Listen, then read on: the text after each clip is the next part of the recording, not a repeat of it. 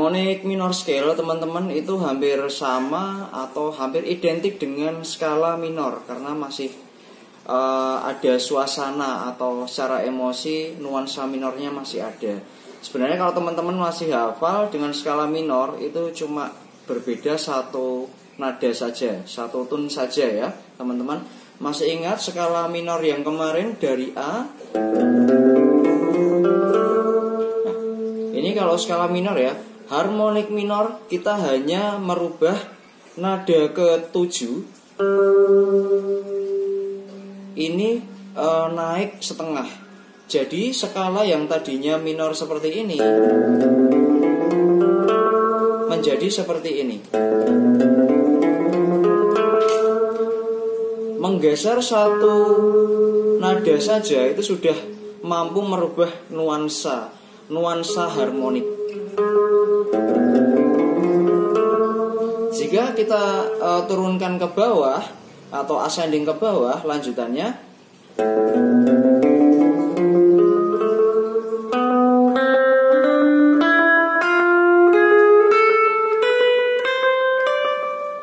oke, kita ulang sekali lagi.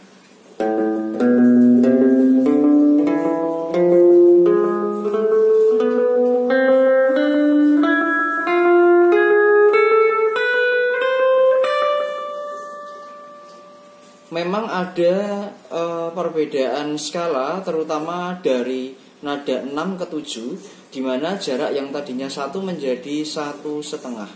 Di sini ya letaknya. Dari sini yang awal mulanya hanya naik 1 menjadi 1,5, berarti di sini. Oke.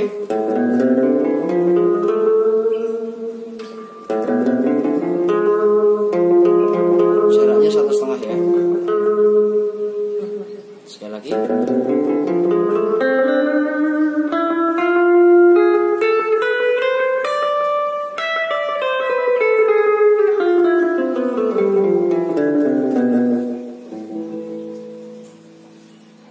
Oke, kemudian ada pertanyaan, Mas, kapan kita memakai harmonic minor scale? Terus bedanya apa dengan minor scale? Nah, ini kita semua tergantung sama dengan progresi chord yang mengiringi. Misalkan ada dasar sama-sama dari A minor, cuman nanti bisa membawa suasana yang berbeda. Misalkan di dalam chord progresi A minor itu seperti ini, misalkan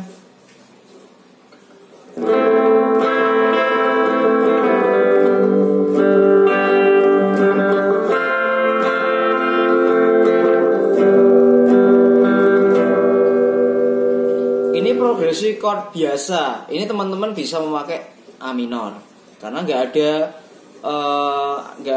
istilahnya, nggak ada chord yang aneh. Chord yang aneh itu apa tuh Mas? Itu kalau namanya secara teori itu second dominant chord. Jadi second dominant chord itu chord dasar yang dia sudah berubah bentuk. Misalkan seperti apa? E7. Tadi E minor itu seperti ini. Jika dirubah menjadi E7, nuansanya sudah berbeda.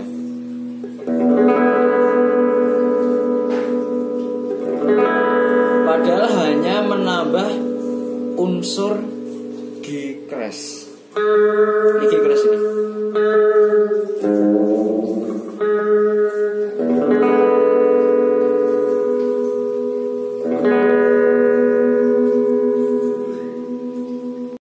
Nah, dengan menambah unsur G crash menjadi chord E7, ini namanya second dominant chord. Ada E7 bisa berubah menjadi E9, 13, ya macam-macam. Nah, ini kita ketika menjumpai sebuah progresi chord seperti ini, berarti kita makainya adalah harmonic minor scale. Karena apa kita kok pakai harmonic minor scale?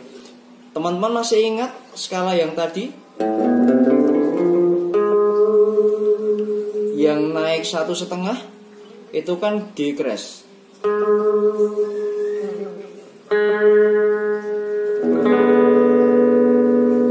progresi chordnya seperti ini.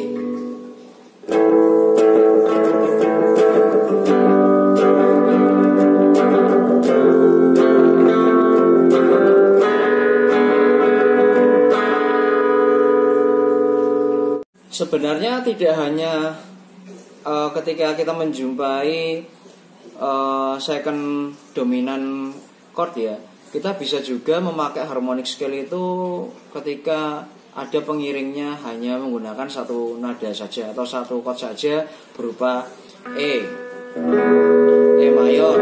Sebenarnya E mayor juga bisa, itu juga bisa. Jadi sekarang nanti akan coba kita bedah, loh kok bisa bisa diisi dengan menggunakan harmonic minor scale. Sebenarnya nggak hanya kunci E saja. Nah, secara teori nanti akan kita bedah. Teman-teman agak konsentrasi sedikit ya, ini harus konsentrasi. Misalkan kita main tadi dari nada dasar A kan.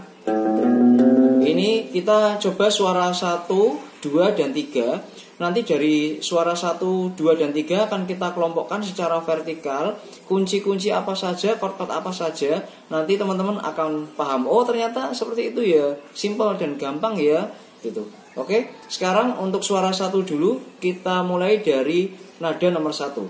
1, 2, 3, 4, 5, 6, 7, 8. Kemudian suara 2-nya 1, 2, 3, 4, 5, 6, 7, 8. Oke, suara 3-nya 1, 2, 3, 4, 5, 6, 7, 8. Menjadikan pengelompokan seperti ini.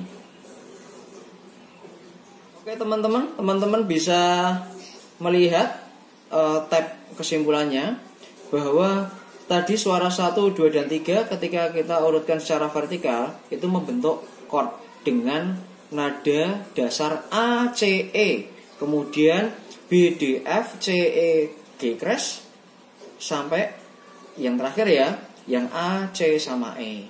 Oke, kombinasi yang pertama A, C, E itu sama dengan saja itu kunci A minor. Kemudian tadi kenapa? Loh mas, kunci E mayor kenapa bisa diiringi pakai harmonic minor scale? Ya karena dalam kunci E mayor ini terdapat chord atau nada isinya adalah E, G crash, dan B. Nah kesimpulannya dari pengelompokan tadi berarti kan ada 7 nada menjadi A minor, B diminis, C, kemudian D, E, F, G crash diminis.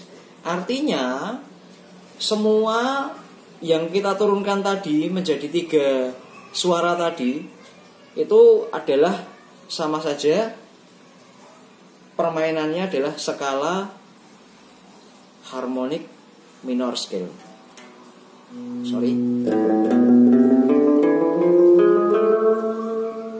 Tabel pertama A, B, C, D, E.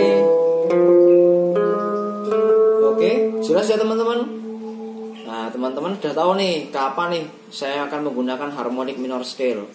Jadi kalau ada sebuah progresi chord yang ciri-cirinya sudah saya sampaikan tadi, teman-teman lebih pantas atau lebih pas menggunakan harmonic minor scale. Oke, nanti teman-teman bisa menghafal fingeringnya ya. Dari posisi dari sini,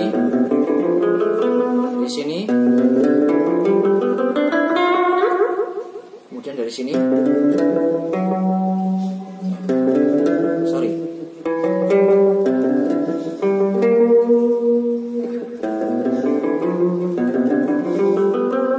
Bisa menghafalkan. Alhamdulillah teman-teman, setelah kita tahu semua, sekarang coba kita praktekkan, kita isi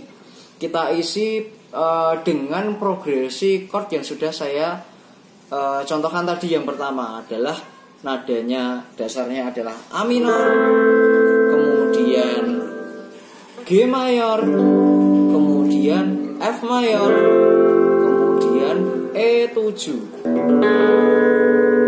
E7 bisa gini atau juga bisa gini, sama saja. Nah, oke teman-teman, setelah teman-teman menghafal mengenai tangga nadanya harmonic minor scale,